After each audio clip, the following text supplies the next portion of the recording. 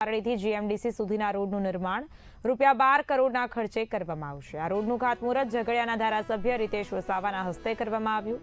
રાજપારડીથી GMDC તરફનો road લાંબા સમયથી બિસ્માર હાલતમાં હતો, જેના કારણે વાહન ચાલકોને અવરજવરમાં ભારે મુશ્કેલીનો સામનો કરવો પડતો હતો।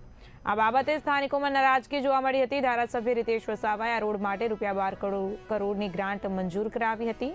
આરસીસી રોડના નિર્માણ કાર્યની શરૂઆત થતા વાહન ચાલકોને રાહતનો શ્વાસ મળ્યો છે।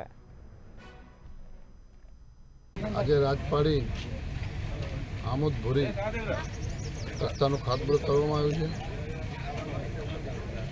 આ રસ્તાની અંદર ₹12 કરોડ જેટલા મંજૂર કરવામાં આવ્યા છે અને આજે અમે ઝઘડિયા વાલિયાની અંદર